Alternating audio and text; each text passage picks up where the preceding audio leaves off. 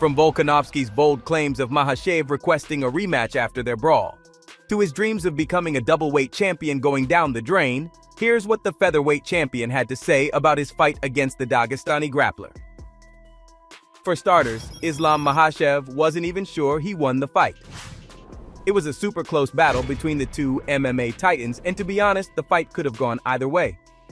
It was by far the toughest brawl of Makhachev's career, and fight fans had never seen him so knocked up, and they owe it all to Alexander Volkanovski. And while I do think the decision was fair, the MMA world's still divided about the result of this fight. But the shocking part came after the brutal 5-round battle, when Alex overheard the Dagestani telling his team how he wanted a rematch. And look, it'd be extremely unfair to not give credit to the lightweight champion because he dominated the first 2 rounds and it almost felt like it was gonna be a one-sided bout. But the way Volk came on to him after the second round was just outstanding.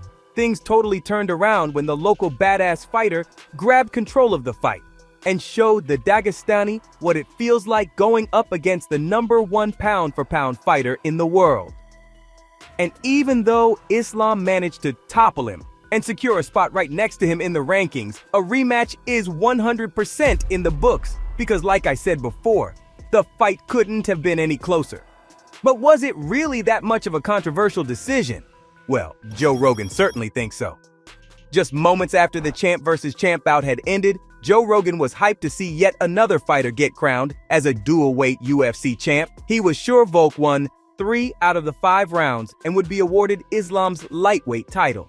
But all that changed when Bruce Buffer announced Khabib 2.0 as the winner of the intense showdown, leading to a collective boo in the arena, with Joe Rogan left confused about how the judges scored the fight.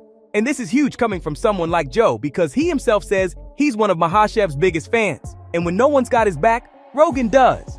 And if Joe, of all people, saying it was a robbery in broad daylight, then I think there's a chance that Alex might just be right about Islam thinking he lost his title.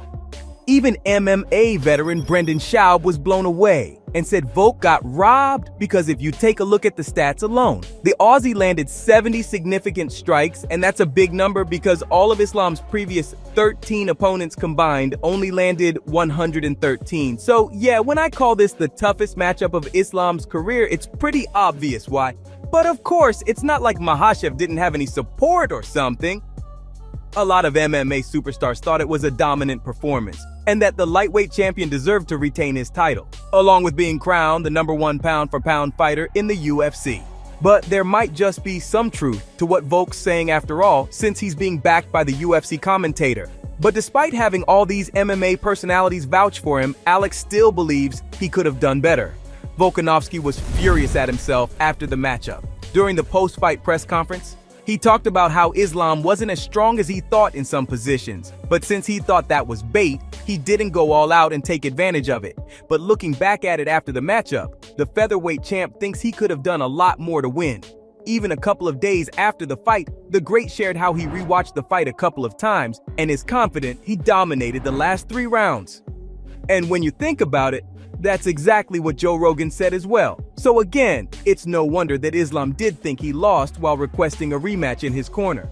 But just talking about the fight in general, I think the featherweight champion left everyone stunned. Fight fans know Islam for being super dominant on the ground, and once he has you locked up, there's absolutely no way anyone can get out of it. And not even the submission king Charles Oliveira could escape it. But when the great got trapped in one of Islam's submissions, he was just laughing and yelling at his corner, telling them how Makhachev isn't strong at all. So now we know how strong and determined Alex is to become a dual-weight champion, but let's talk facts. Is a rematch even possible now? Or is Volkanovski just daydreaming? I mean, look at it this way. Oliveira just recently beat the dominant Beneil Dariush to reclaim his position as the #1 title contender in the division. And since Islam and Do Bronx have so much history, Dana White might just consider making those 2 lock horns again before Alex even gets considered for a shot at the title.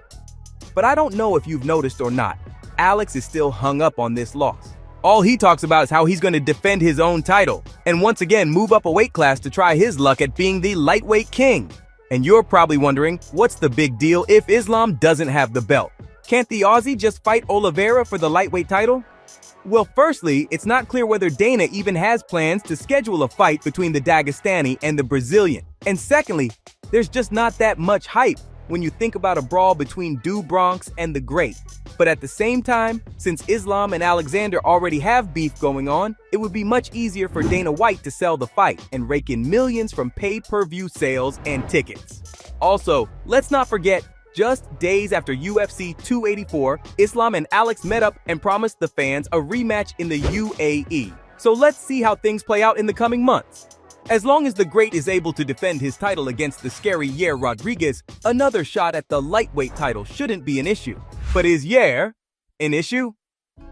Believe it or not, Volk actually thinks Rodriguez will be the toughest opponent he'll ever fight. In fact, he thinks the interim featherweight champ is one of the most dangerous fighters in the entire promotion because of his insane versatility and creativity, which makes him a huge threat to the defending champion. But here's a different way of looking at it. When you think about it, Rodriguez is standing in his way.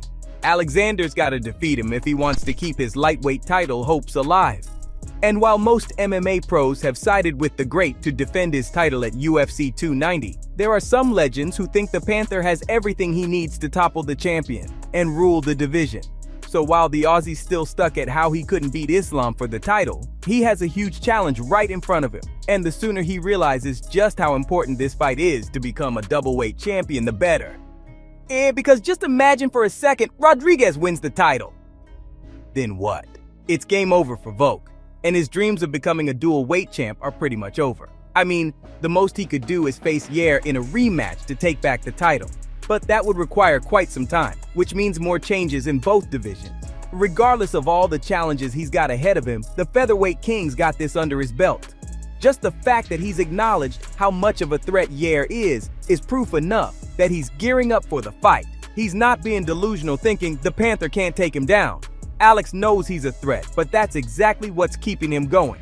He's putting in the work and making sure he's ready for the challenge the Mexican fighter's gonna bring. So when the time finally comes, he'll prove that he's the featherweight GOAT and go into that champ versus champ fight with much more conviction. But it all still depends on what the UFC has in mind, because it's not just Alexander. Now, like I said before, Charles is also coming in hot as he looks to reclaim lost gold. There's gonna be a ton of crazy stuff happening the next few months, but if one thing's for sure, Volk has everything to become a dual weight champion, and he showed us that at UFC 284. Now all that's left in his path is the deadly Panther from Mexico, who's hopeful to run right through him. So, from Alexander still hopeful to get his shot at making history, to his claims of Islam admitting defeat after their first meeting, that's what the featherweight champion had to say about Makhachev's shocking statement after UFC 284. Perfect.